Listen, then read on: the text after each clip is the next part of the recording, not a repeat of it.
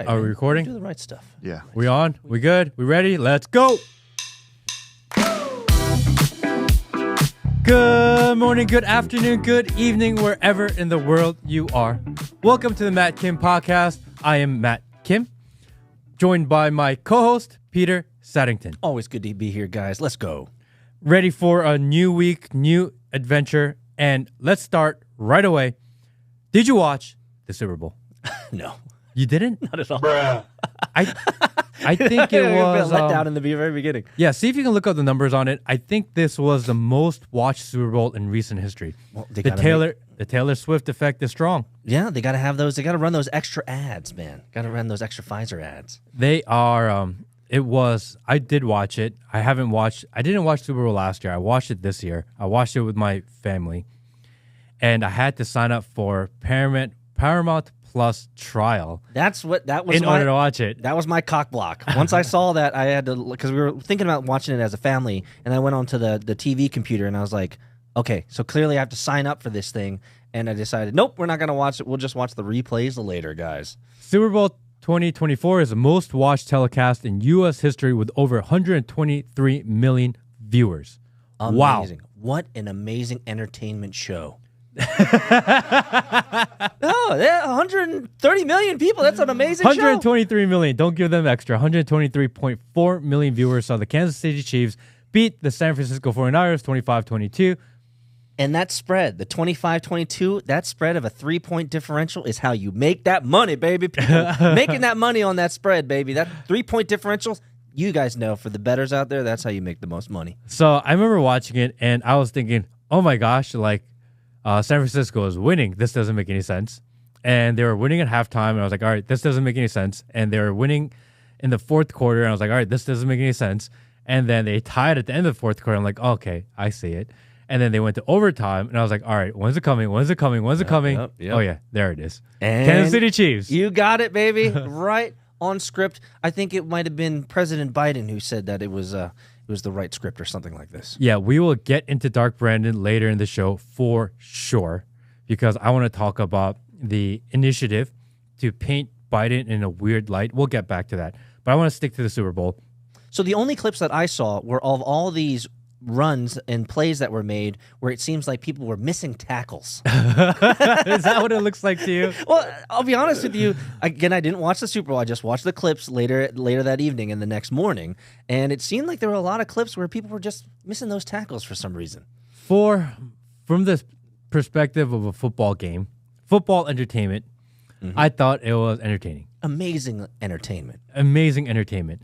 As far as outcome, I think it's predicted outcome. Anyone that bet that Kansas City Chiefs would lose, I think you guys were like asleep and totally unaware of what's going on in the world. 100%. It should have been Kansas City by 3 points. That's the spread. That's how you make the money, guys. I mean, either you took Kansas City to win or you didn't bet. Fair enough. Anyone that took San Francisco to win, bro, you're just not paying attention to the world. The world is telling you the game, and they've already told you the script. I mean, we've had an entire build-up. We didn't even need commercials for this because we got Taylor Swift, baby. She was the one playing the game. And they keep on showing the video clip of Ice Spice doing the satanic ritual and call-out while Taylor Swift is chugging her beer. Yeah. That went everywhere. That did go everywhere. So you have to wonder. Well, at least I wondered. Let me put it this way. Is Taylor Swift really friends with Ice Spice? I cannot believe in a reality where that's true. They're like completely away from each other. I think from what I perceive to be as, their social groups, and in terms of their shared interests, I just didn't see it, man. I felt like it was, if I may say, because this is the Matt Kim show, so we can speak freely here. I felt like it was two Illuminati plants that were just trying to figure out how to work together. I think within the Satanic Church, they're really close and friends. Oh, is that how that works? I think there's a lot of community around the Satanic Church. That's true. And it makes sense then. Well, they go to the same church. Like you've never hung out with the person you go to church with. That's true. It's normal. Like you go to church, you do your prayers to Lucifer, and then you go out to lunch, you catch a little bit of Super Bowl. Like, for them, this is normal. It's Thanks for judging them, by the way. Oh, sorry. I'm apologies. But I'm only pulling from the Korean church, history that I know, which is that you go to church and then you eat together after church, right? Yeah, and that's what they're doing. They're going. They're hanging out after church, after their satanic church. They're going to the Super Bowl together, hanging out. I get it. Got to get some of that guksu in. I wonder if they knew they were going to be there together. I wonder if they're planned to be together. I don't know. Well, I feel like no one's asking that question, which I never even thought of. So awesome to bring it up. That was the first thought I had. I felt like those two individuals were almost diametrically opposed in terms of their message and in terms of their overall, just again, social groups that they hang around. So I felt like the interactions that we saw between I've never heard of this girl before, really, until this week. Yeah. Like, have you heard of Ice Spice before? I think what is she popular for? Is she a singer?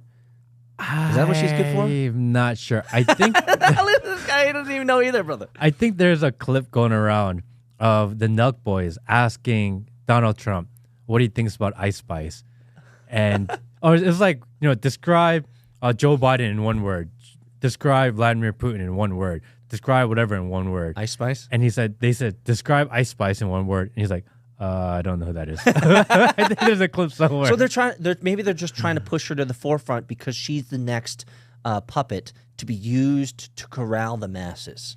Can you do a quick search on Ice Spice? I'm not exact. I think she's an OnlyFans, one of these OnlyFans people. Jesus, I think she's the singer. She's a singer. Okay. Singer converted OnlyFans. Is that her claim to fame? The fact it's actually a good thing that both Matt and I don't know this, which means we're not. We're saturated. pretending we totally subscribe. Yes, $15 a month, guys. $15 a month. That's I think it's 24. Oh, see, Matt. Just kidding. That's what I heard. But Matt brought up this idea of satanic worship. Clearly, we've seen patterns of the Super Bowl in the past that have clearly, it looks like rituals that are going on. And I will say, from some of the, again, I didn't watch it, but from some of the color commentary, it seemed like they weren't as ritualistic this year and as obvious with the satanic symbolism this year as they were in the past. For someone who watched it, Matt, would you say that is an accurate statement? I think they tried their best. I think there was such a narrative that they are going too hard left and they were starting to lose their people. Yeah. I think a lot of people are like, look, we're kind of done with the NFL. They're going too woke. They are becoming maybe too satanic in their imagery. These halftime shows are just over the top and weird. And when Rihanna was out there, they're like, this is too much. Super weird. So I think they made a conscious effort to come back to center. To tone it back? Yeah. Tone it down? And I think that's a great thing because, number one, they're listening. Number two, they're aware of what people are saying. So if they were playing kind of to their audience or whatever, for whatever reason why they did it, I think they did a pretty good job with the Super Bowl. I saw a couple of images of Usher in the middle of the red eyeball or whatever they're doing there. So apparently, for the internet sleuths out there, Usher is very similar to a namesake within the Satanic Church as well. So there's some symbolism there if you want to try to extract it there. But whenever the entertainment has lots of red and lots of black and red colors to it, it's kind of like, bro, we know where you're going with this, yeah. And I want to hit on Usher, but I watched the halftime show. And he liked it. It was kind of lit because I listened to Usher when I was so young. Yeah, not wrong. And for him to do all the classics, Usher, and then Alicia Keys came out, and I was like, that's kind of cool, although she got a little thick. And bro, is it like that? Don't judge her. And you're being fat phobic. Just another phobia. All the airplane vigilantes and all the justice warriors for airplanes would be mad at you. Why do the fat people not have to pay for extra seats? Because it's ridiculous. Not their fault that they're chunky. It's the airplane's fault for not realizing that a subset of their constituency and customer base are wide at the hips, bro. Next time I fly, I'm going to identify as a fat person and then demand an extra seat. Like, what's stopping anyone from doing that? Not wrong. They're giving them away for free. The one thing I did enjoy about Usher's performance is that they said that he brought an all Atlanta production crew with him. Ooh, that's nice. Keeping it local. Okay. Yeah, and Usher is from Atlanta. We're in Atlanta. Usher is kind of a hometown favorite of ours.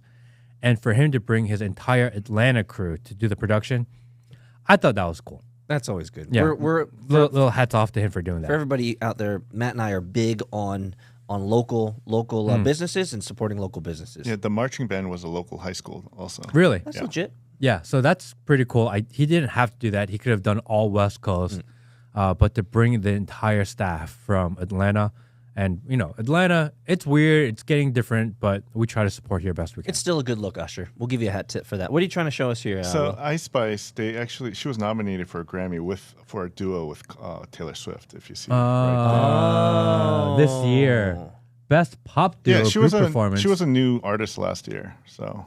And she won. No, she didn't win any Grammys. No, but she did win an MTV Europe Music Award, so that counts. Yeah, okay. She won some Billboard awards. I don't know who she is. I wouldn't even be able to recognize her song if I heard it. Is that because I think you would. I would? Yeah. Well, I'll play for you later. How much radio and mainstream media music do you listen to? I don't listen to the radio at all, so I don't know these latest artists that are coming up. Yeah, I don't listen to the radio. Even I'm an Apple musicer. And I don't listen to kind of top 10, top 100. I don't listen to the pop charts. So. Let me ask you this. How do you find new songs? Or do you find new songs? Or are both of us at an age where we just kind of given up on that idea? I will play like genres that I like or whatever I'm in the mood for. And if I hear something, I'll be like, oh, okay, who is that? So that's kind of how I find music. My kids are raised on the 80s and 90s because that's all I listen to is 80s and 90s stuff. I did see people talking about Chris Stapleton recently after the Grammys. Oh. And I don't know much about him, but I kind of I've been exploring country music. And so when I heard his name thrown around a lot, I just started listening to the Chris Stapleton Essentials mix. Yeah. It's pretty good, like, actually. Yeah, I was like, wait a second, I know some of these songs. Well, you don't like, Florida Georgia Line? Don't you remember Florida? Yeah. Aren't they a southern pop? Yep. That's as far as I'm going right there. I don't know anything else. So I've been listening to a little bit of Chris Stapleton recently. And that's kind of how I find music. People talk about it. I turn on their mix or the essential mix. And if it's cool, then I'll continue to listen. And if it sucks, then I move on. So in summary, was the Super Bowl entertainment worth its value? I watched a lot of fucking I watched a lot of Temu commercials during the Super Bowl. I think they played 6 or 7 of them. It was 3, I think. No, it was way more than that. Was it? Yeah, it was 6 or 7 Temu commercials. Pushing hard. So at $6 million a pop. Yeah, I saw a tweet or a meme saying Temu paying for the Super Bowl commercials with your credit card information. Dude, I have a Temu story because I told my wife, do not use Temu. They're stealing your information. It's impossible to deal with. If you run into a problem, you're not going to like it. Don't buy anything from Temu. I've told her countless times. But as their tagline says, if you want to shop like a billionaire, shop Temu. And so my wife wanted to feel like a billionaire and buy 30 little knickknacks for baby stuff. And I said, stop buying baby things from China. It's all corrupt and it's all chemicals. Don't do it. But it's so cheap. Not wrong. So she bought 30 or 40 little items from Temu. And they are anywhere from $5 to $20. You buy 30 or 40 of them, you end up spending a few $100s. Yeah, it's like the dollar store. Just get sucked into it, man.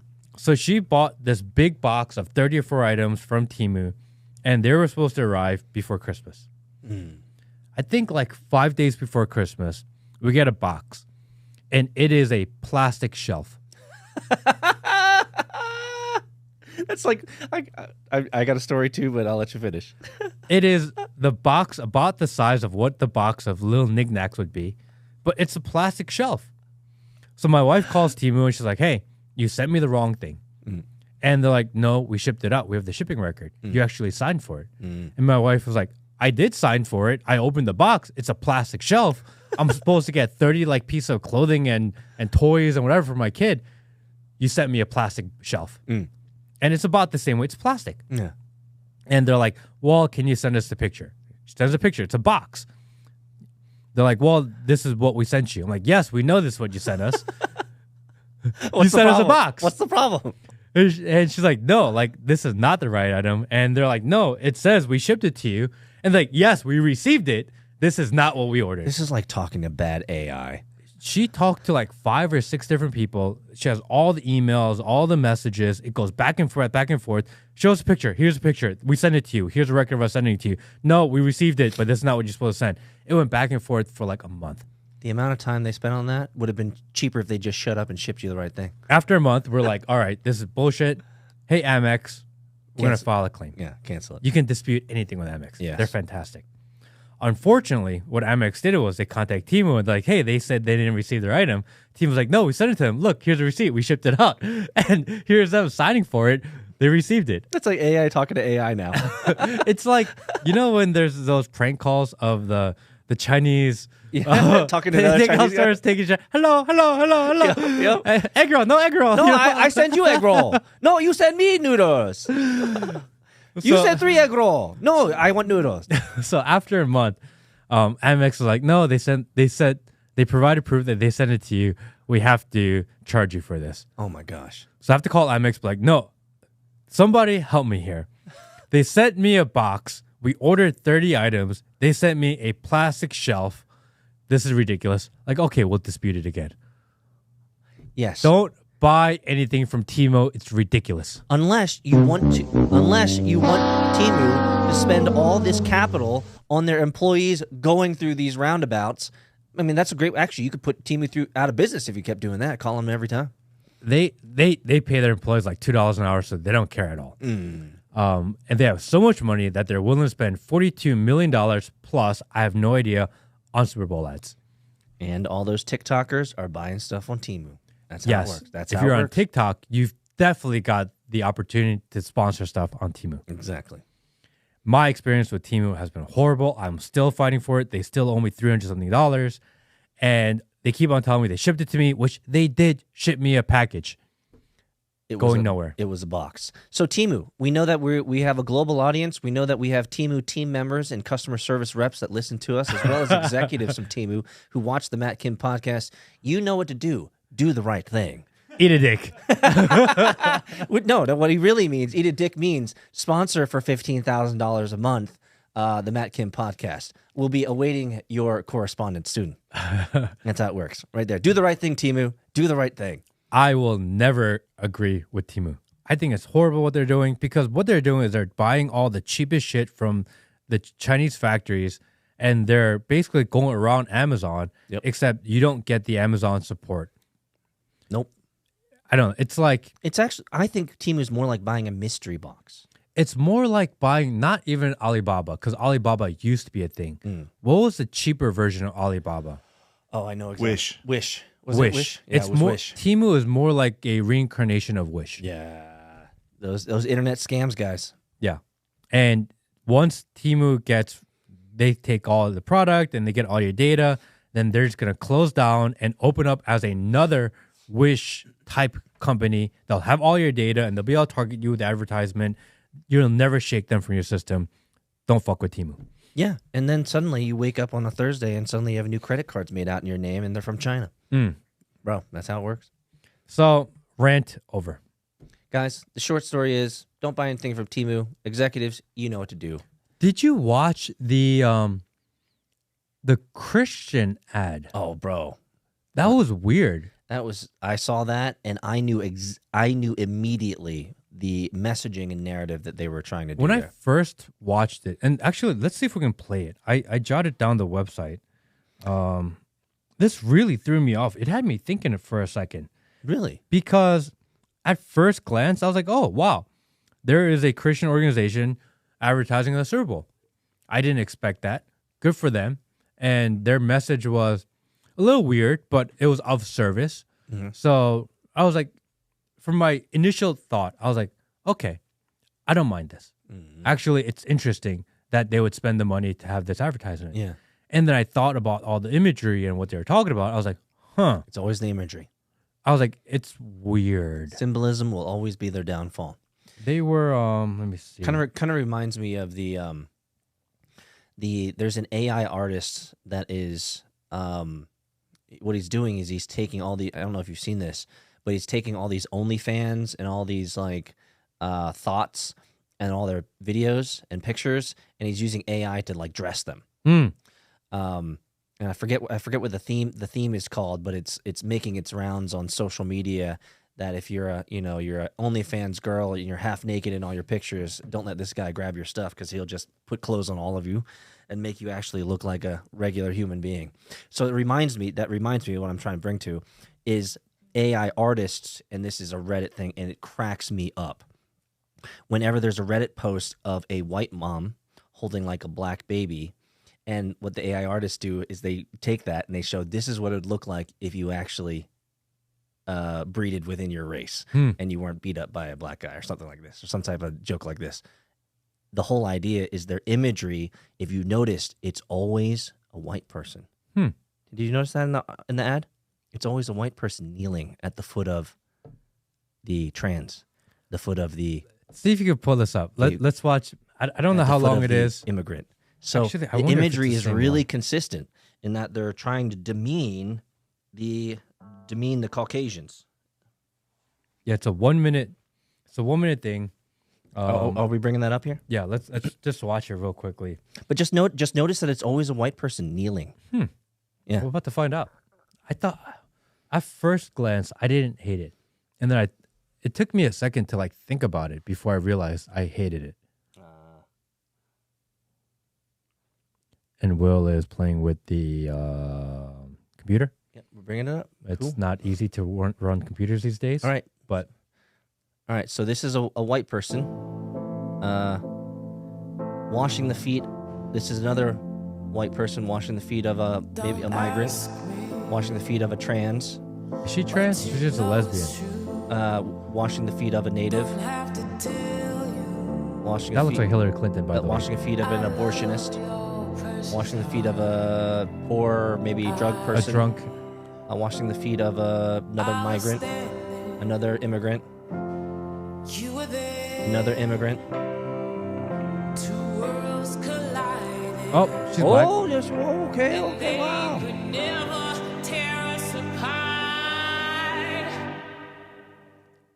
Yep, that's a trans, I think. That's there's like so much in there. Leave that up there. He didn't teach hate, he washed feet. Okay. So the message is, if we look at the symbolism and the final words, it's white people bow down to the colored people because implicitly you're a hateful race, and Jesus didn't teach hate. So you need to wake up, white people, and stop being hateful against the people who are slowly replacing you demographically. It was weird because first it's you're right. Almost everyone was white except the one. Yeah. And they are kneeling, washing the feet of trans, of lesbian, of drug and alcoholics, Clearly immigrants, of Muslim, yep, of different different races and cultures. Yep. The white man must bend to the different races and cultures is the whole theme of that ad. Oh, and the abortion clinic. Of course. Yeah. Which was really weird. Yeah, because Jesus didn't teach hate. So, I mean, when I first saw it, and I was like, okay, don't hate. I can get behind that. And then you're like, all right, but don't hate all these things that you kind of disagree with. Mm. And it's like, okay, maybe now they're telling you have to accept it. Yes. That's the whole idea. These commercials. It was really weird for me. It really threw me off. And maybe I have more of a deeper bias against these types of commercials, but these commercials are 100% just virtue signaling. Mm. You're not going to find a single person on the planet that you go up to them and say, "Hey, man, is it right to hate?" And they're going to say yes. Everyone agrees. It's like Captain Obvious. Like, Jesus didn't preach hate. Captain Obvious, thank you. What new news can I learn today from you guys? And so clearly the message of don't hate is a useless message. There's not a single person that wakes up in the morning and truly chooses violence, except for the elites out there who truly choose violence and they want to kill us by injecting us with poison. But other than those individuals, most people do not hate. And so what is the core of the message? The core of the message is a demoralization.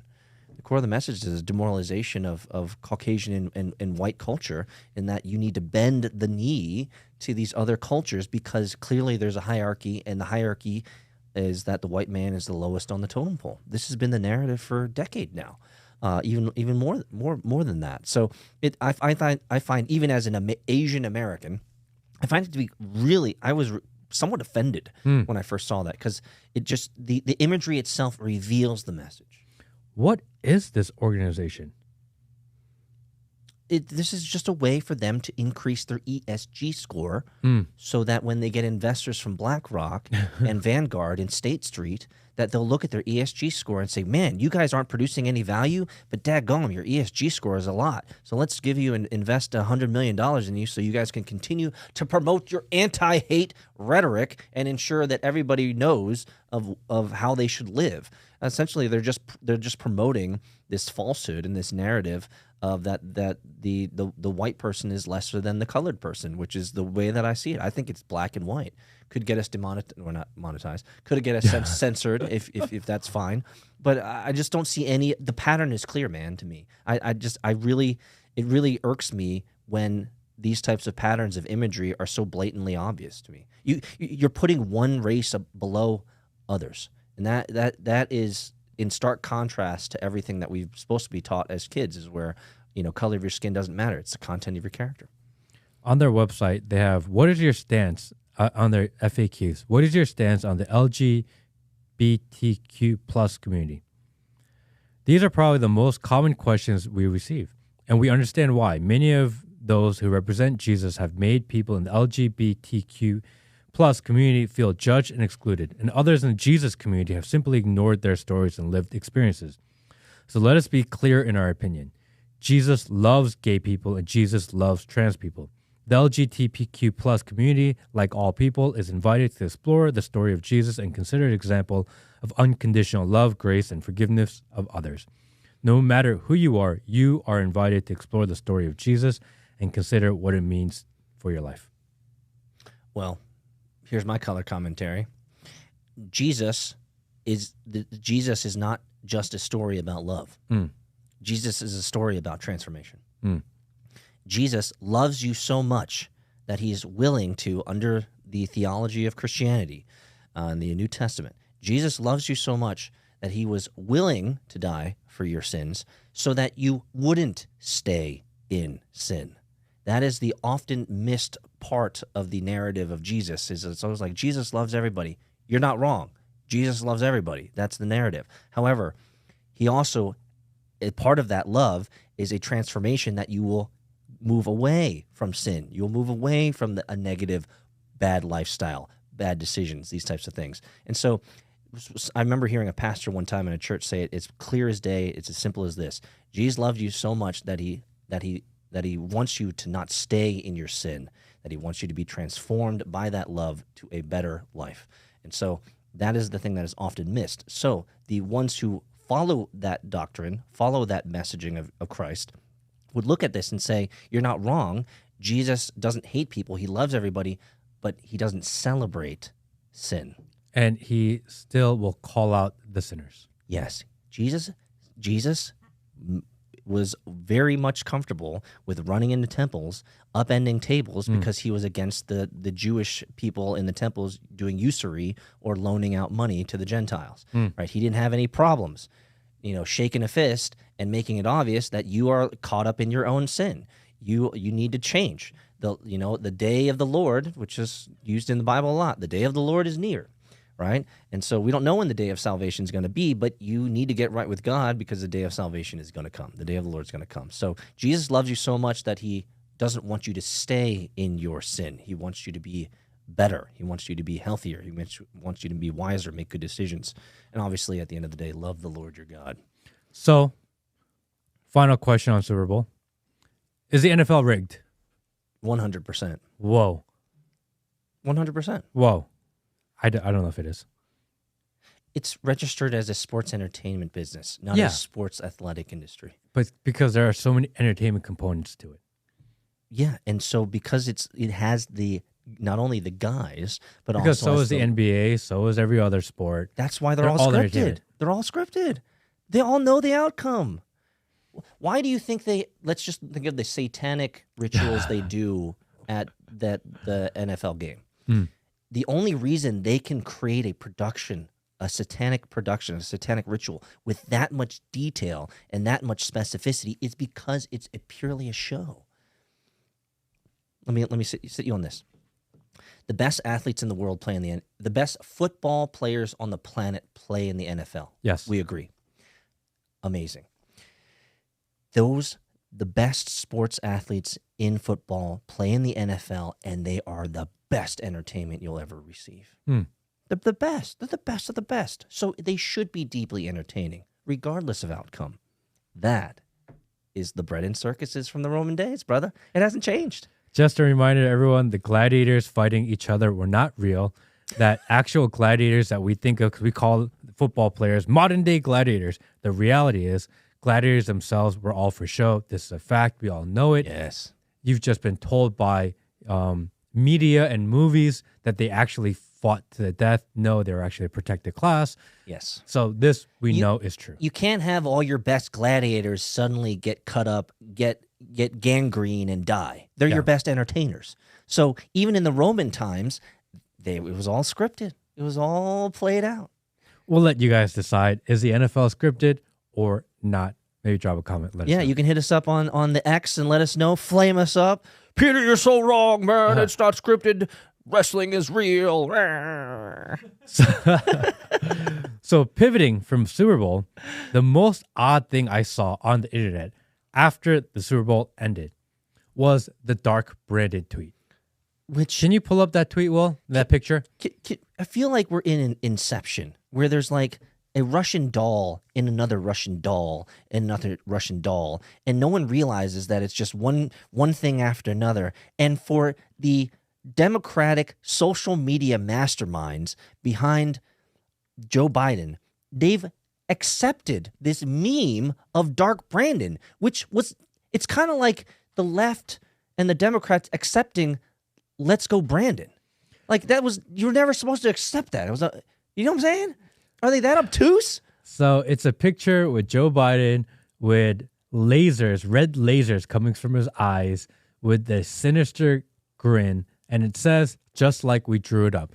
And on his Instagram, it's the same picture with the same caption, except he tags @Chiefs. So your last question was, is the NFL rigged? Just like we drew it up. Or are they leaning into it because they know there's a narrative? And are they getting ahead of it? Because, all right, is this tweet and picture successful? Yeah, 215 million views. Which was, but can we just appreciate the irony? Is it the most viral picture and video that he's ever made? And obviously, when we say he, like not him specifically, because he's not using the internet, we mean like his team.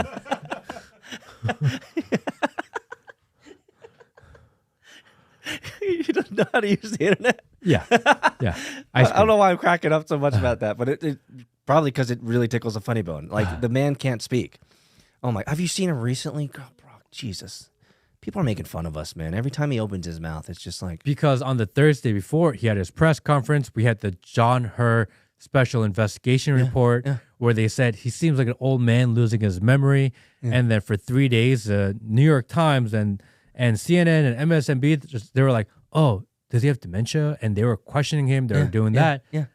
But now... This is what they came with. This is their kind of reaction to it. Did this save him? You think this saved him? Is it possible? For the last 4 days leading up to this picture and leading up to the Super Bowl, everyone in the news, the left and the right, were saying Joe Biden is done. Mm-hmm. He is senile. He is weak. He has poor memory. And they try to paint him as this old man that's fading. Yeah, and we just had the Justice Department say that he is not able to go to trial because his cognitive abilities. Correct. Which can we sit on that for just a second? How crazy is this? And they took the narrative of Joe Biden is falling apart. Yeah. And in one picture, everyone's talking Dark Brandon. Yeah. So maybe the psyop, maybe the deflection is working. because now we're not talking about his mental capabilities anymore. No, we're talking about this picture. Well, clearly, they got us pinned. They got us pinned, Matt. We're talking about Dark Brandon instead of his mental capacity. Because I think this is something they're going to roll out moving forward. Dark Brandon, that's going to be his thing. I think they're going to own it. They're going to run into it because right now you have... Are you serious? Yeah, I think this is his new personification that we're going to run into for maybe the next few months. But can we not for a second appreciate the fact that this was actually a meme created by the right? Yes. That they took, it. So they took it over. Yes. And they made it his. And it worked because anyone that sees this picture will now forever associate it with Dark Brandon. You just full circled me. I get it now. Yeah, they're taking over the culture. Full circle. I get it. I get it. They took the alt-right meme of Dark Brandon and Let's Go Brandon from the NASCAR race, which was really just F Joe Biden, and they're now owning it. Yes. This is how you change history. Yes. Wow. Yeah. Wow. I think my mind just because we think the liberals and Biden administration, they're all idiots. Yeah, and unsophisticated. It's kind of true. Yeah. Right? But the reality is they have the most data of anybody. They know exactly what people are looking for, the people are searching for, what they're clicking on, they're commenting on.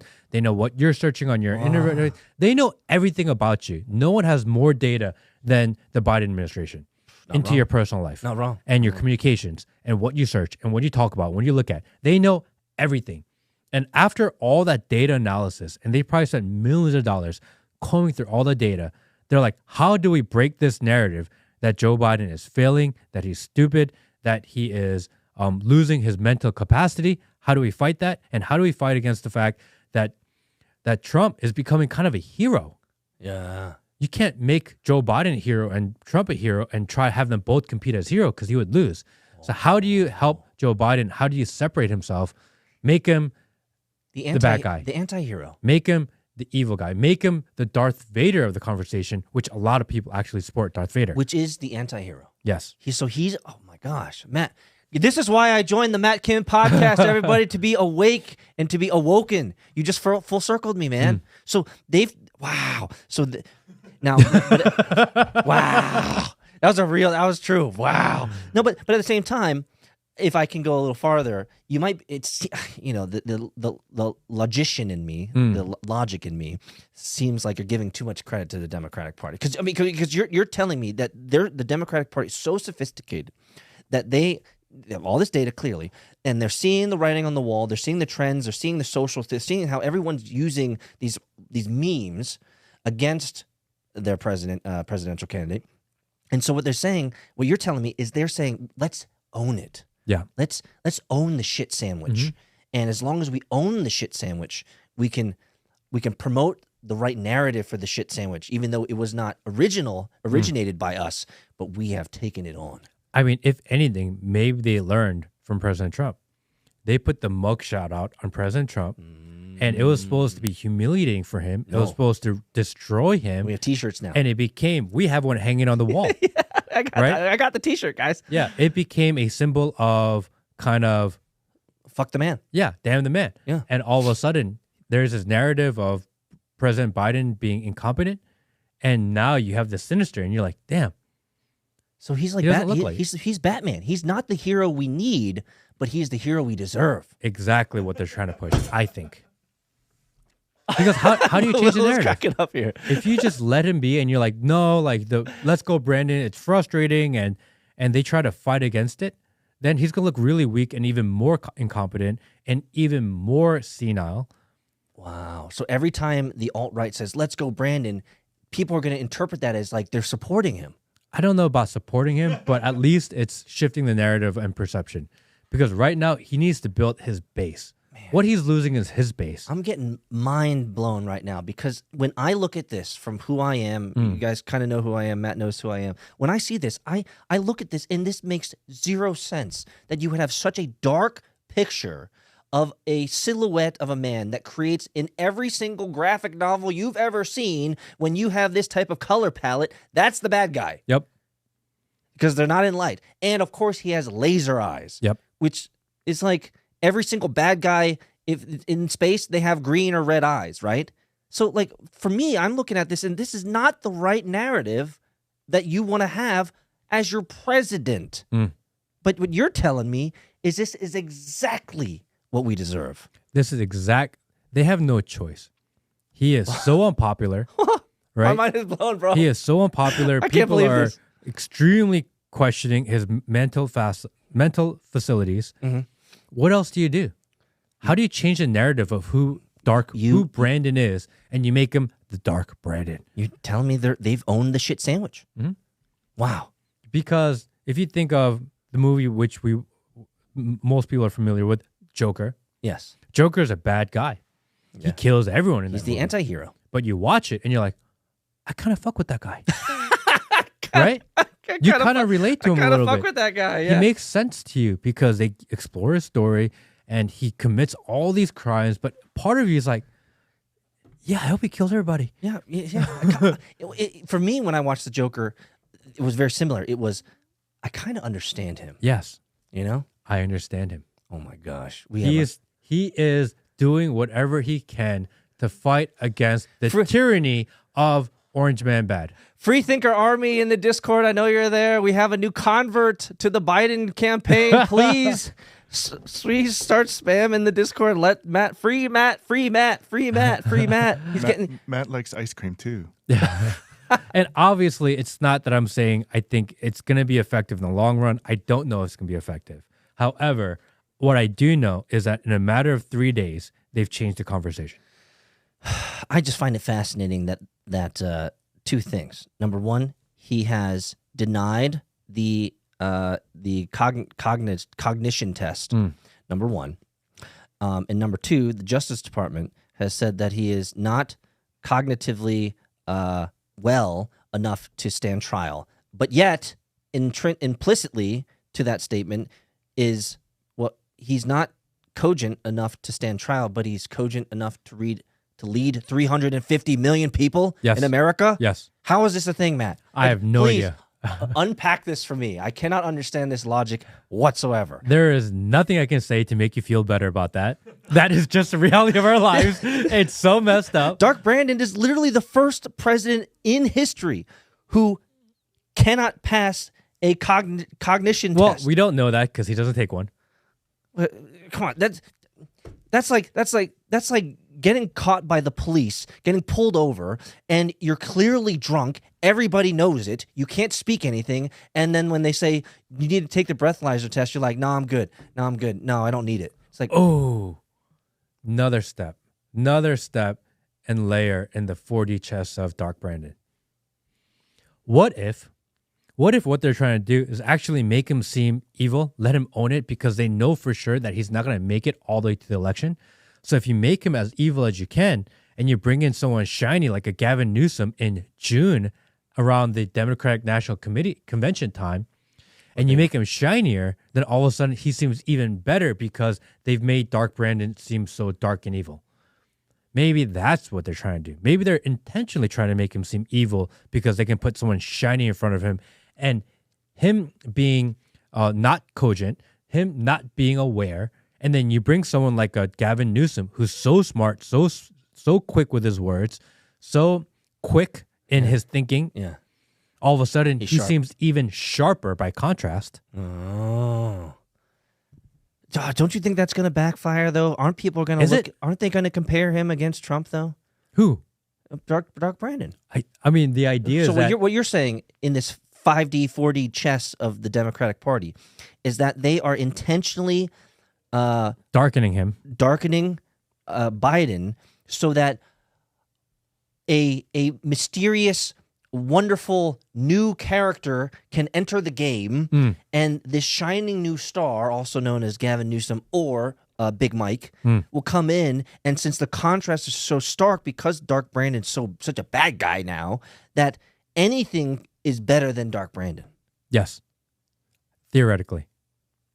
I think it makes sense from a kind of a big overview type of thing. I feel like we're following Q drops now. Yeah. Because Because what are we going to believe? Because if you've decided in your minds and kind of as a strategy that you're going to roll out Gavin Newsom come June, because they're not going to do it during the primary season because they don't want primaries. Yeah. They're going to do it around convention time so that they can appoint, because that's how it works. If he drops out for health reasons after the primaries are over, then then the DNC can appoint who their candidate will be. Isn't it going to be Kamala? I mean, she's so unlikely. She's even more unlikely than him. Really? She's not going to survive a campaign against Trump. You don't There's think no so? way. I mean, He will wreck her. but she's not going to go out. She's not going to go out without swinging, though. I think. Do you think she's just going to be like, yes, I'm massa? Like, if their dark brand it doesn't work, then I'm just going to, hide in the closet? I mean, come on. Kamala's got teeth, doesn't she? I think she is a company woman. I She understand falls in line. And I don't think she's shown ever that she's willing to go over the line for self-preservation. She self-preserves by being a company person, being non-expendable. She's parasitic. The only reason she's surviving is because she's part of the system. Correct. I don't think she has it in her to be like, no, I'm next. Damn the system. I'm going to burn it all down. You can't jump me. I don't feel like that's in her. Oh, they would throw her out the exit. Yeah, so I don't fast. think she has that in her. Yeah. That makes sense. Or maybe she does. Maybe they appoint Gavin Newsom and she does this whole Karen thing and throws a fit, which would be amazing to watch, but it's going to be very detrimental to the party. Man, I feel like Kamala Harris is easily the most ineffective and non-essential and almost inconsequential vice president we've ever had. Like, can you think of one thing that she's done? Well, other than talk about that they have USB plugs in school buses now? what is the role of a vice president actually? It's to take over the presidency in case the president gets incapacitated. But outside of that, what do they actually do?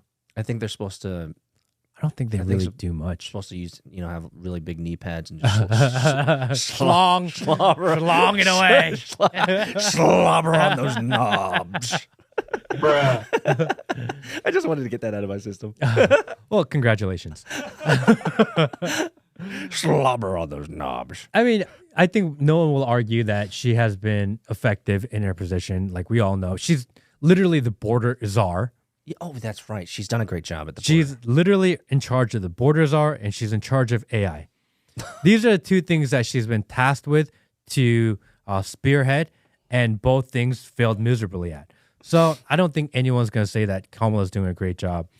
But I don't think she has the aspiration to, if the DNC shows up and says, Gavin Newsom is our guy, that's who we're going to run with, that's the guy that can potentially beat Trump, I don't think Kamala's be like, no, like, don't overstep me. I just don't see that in her. I just don't. I just can't believe, if we're going back to this picture, I cannot believe they ran this picture. I mean, even his fingers look gangly and like, he looks like like any sane person that was like, okay, here's my guy. My job is to represent my guy in the best view possible. I need to make the best decisions on videos and pictures so that whenever we post anything about my guy, my dude, it is the best light, the best narrative, the best optics, the best good feeling of all time. There's not a single person that I could conjure up as a media representative for the guy. Okay. The narrative is that he has dementia and he's weak. Does he look like he has dementia in this picture? No. Does he look weak in this picture? Actually, no, he doesn't. Does he actually look younger in this picture?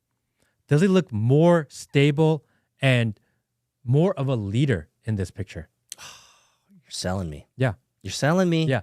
You're Other selling than me. the fact that he has these crazy eyes, because if they did this picture without the eyes, number one, no one would click it, no one would share it, no one would care about it, no one would talk about it. It would be, and they'd be like, oh, look, that's not even him. Yeah, they posted a really dark contrast picture. Weird. Yeah. It's But the eyes. you give the laser eyes, and he loves to That's say a laser Bitcoin focused. thing too, by Yeah. the way. He loves to say laser focused. Oh, okay. That's his line. We're laser focused, especially after Maui. He Yes. loves to say laser focused. Yeah. And you see his picture, and you're like, you forget all those things for a moment. Matt, I hate this picture. you figured it out, brother. Ugh, I don't know You if I figured did. it out. I don't know if I did. Clearly, because I could not with all of my brain power, which isn't much. A lot. I couldn't figure. I literally I was confounded. I didn't make any sense. The first thing I thought about is laser eyes is a Bitcoin meme. Yep. Dark Brandon is an alt-right meme. Yep. Like, you're failing on two spots already. It's poorly contrasted. Number 3. Like, that's my technical brain taking over. But that's the first 3 things I thought about when I saw this. I was like, this doesn't make any sense. 215 million views? Yep. And that's just on X. Yeah, that's not including Instagram and TikTok and everywhere. Yeah, Facebook, because it's a billion viewed picture. Man, they own it now. You're not wrong. Mm-hmm. They now own the meme. And they knew this would go viral. They knew for sure it would go viral. It's a viral picture. Man, so so let me ask you this then. It says just like we drew it up. Mm-hmm.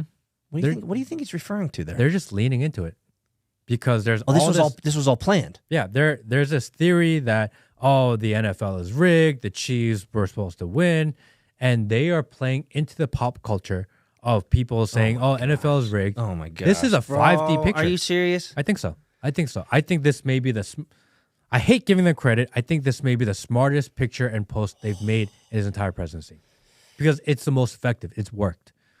And they owned every single conspiracy theory in one frame. I mean, here we are talking about it for 20 minutes. It hasn't been that long. Bro. Fuck this picture.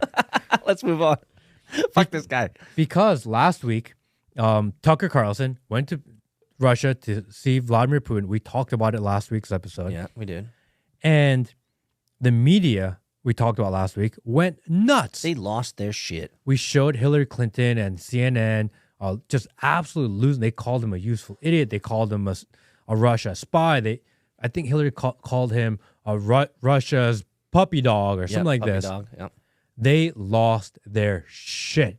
Yes. Over Tucker Carlson being in Russia. So crazy. He's just a journalist. Yeah. And we talked about the issue that they should be able to interview whoever the hell he wants. Yeah. And we were actually very interested in it. After watching the interview, realized that it was not as bombastic as we all expected. Yep. And it made the media look like radicals. They did. Yeah.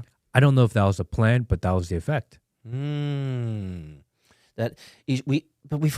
thing is they've cried wolf. The media has cried wolf for so many times and got caught with their pants down, literally, because that's what Democrats like to do in the Capitol Zoom calls. building. Yeah, seriously, and it's almost as it has no effect because at the end of the day, no one believes in them anyway. So I wonder if it was just an exercise in distraction rather than credibility.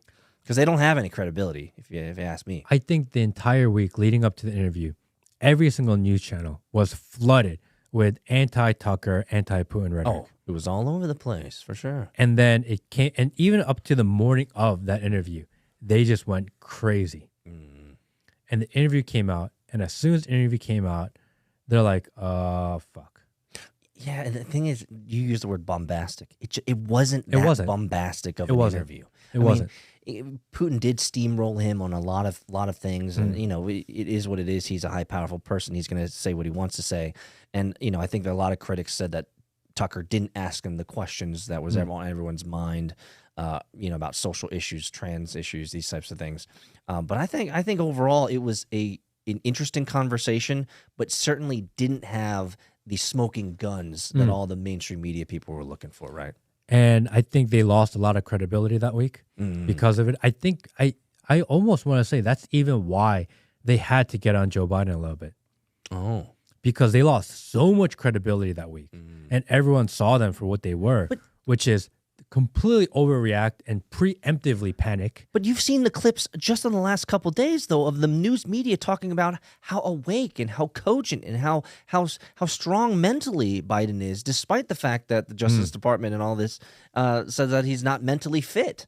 So I don't know, man. I mean, they keep digging these holes, and you wonder how far they're going to dig until they get to the levels of Sheol or something. But I mean, they've dug holes so deep that I'd say that they're at rock bottom. They don't have any credibility anymore. I think the most concerning thing about the Tucker-Putin conversation, I think the most concerning thing about it is how many people, not only me, not only you, but I think Americans as a whole, we were sitting there ready to watch this thing, expecting and hoping that Vladimir Putin would call out our country and fix our mistakes. And if you think back to that, it's like that's weird. Yeah, why would he fix our mistakes? I can't believe we were waiting for considered enemy of the state, regardless of what happened. He's still considered enemy of the state.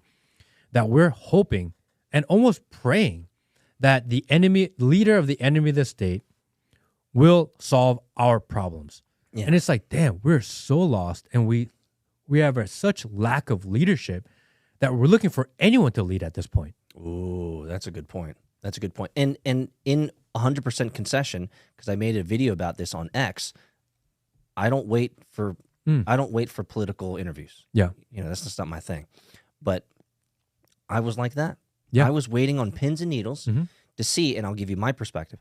I was waiting on pins and needles to see if Putin would validate all the craziness that's happening in America. And he did almost nothing to validate the craziness that's happening in our country. And to your point, his point, Putin's point was, that's your garbage. Yep. You take out your own trash. I'm here for Russia, and this is Russia's history. You're asking about intersections with Russia and the world stage with NATO and Ukraine. Let me give you Russia's position on this. But this is Russia's position. We came to the negotiation table many times. You reneged on all of the deals. At least that's his perception. And we were always amenable and agreeable to negotiating. You guys effed it up. So guess what? Take out your own garbage. Those are your problems. Exactly. You deal with them. Exactly. And which is, frankly, the right position for a leader like that to be in. it was the right move on his part. Yes.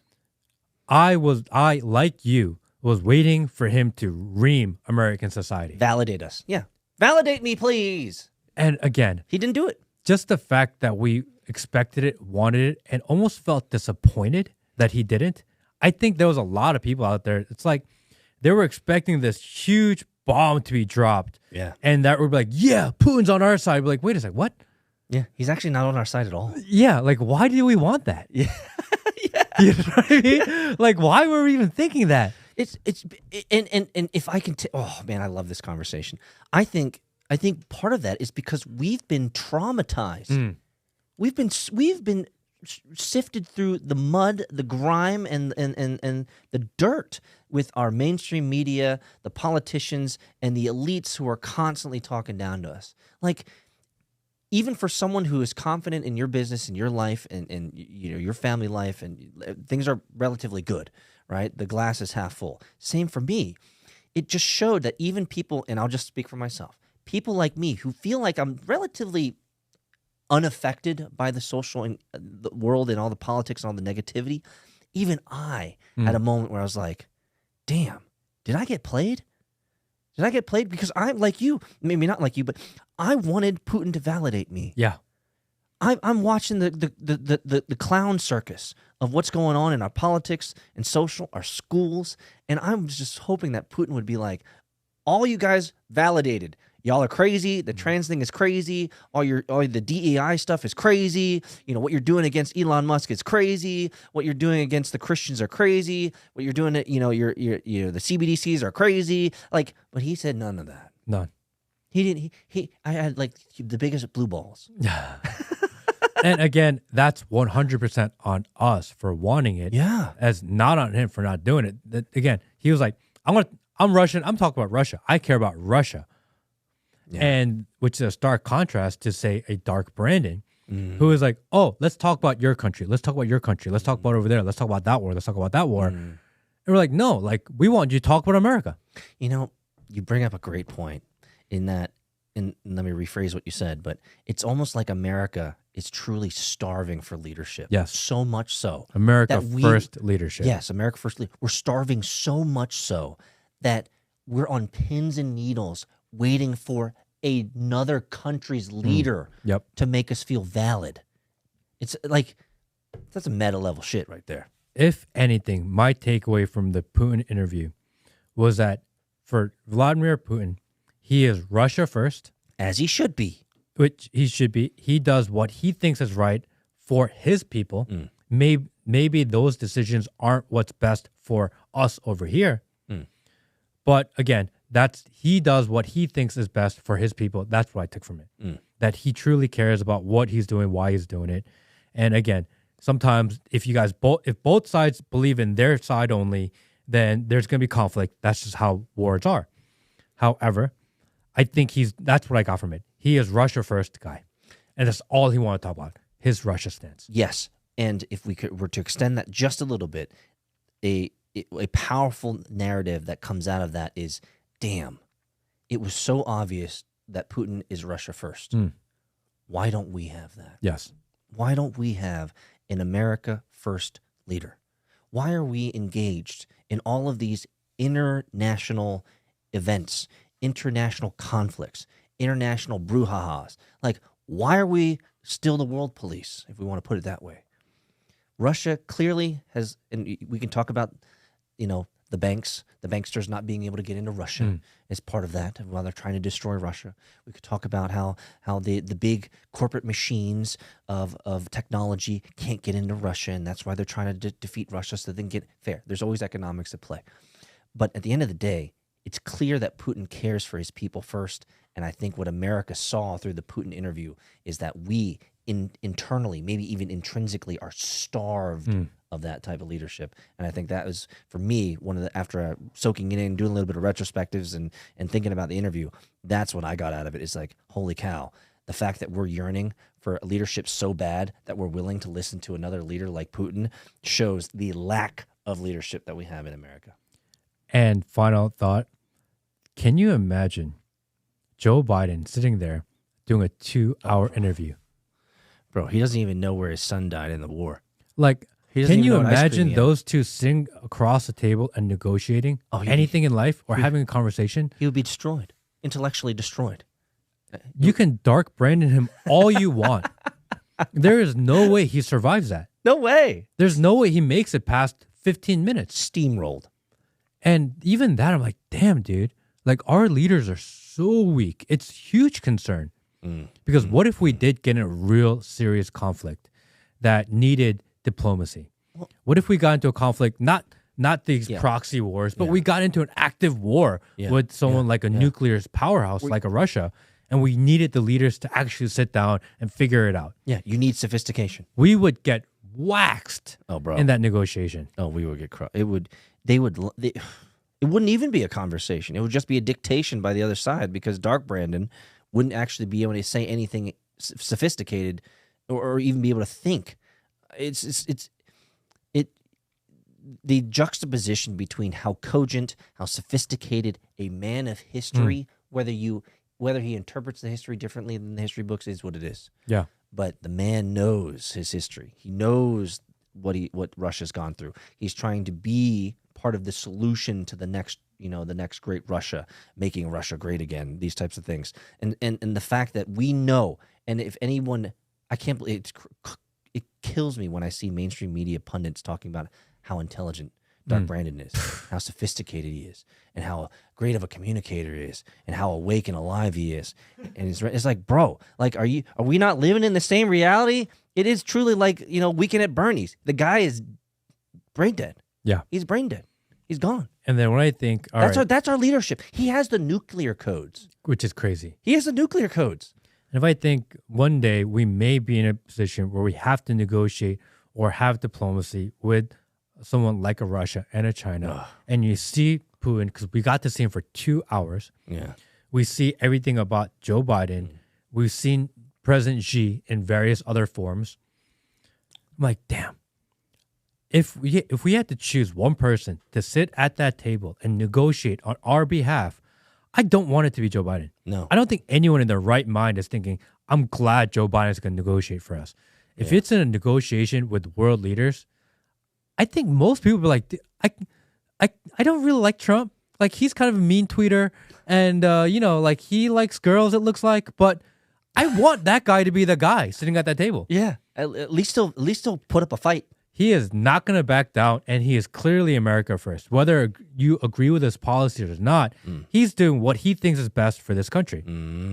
Yeah, we definitely had it better under Condoleezza Rice and Colin Powell. At least they knew how to negotiate.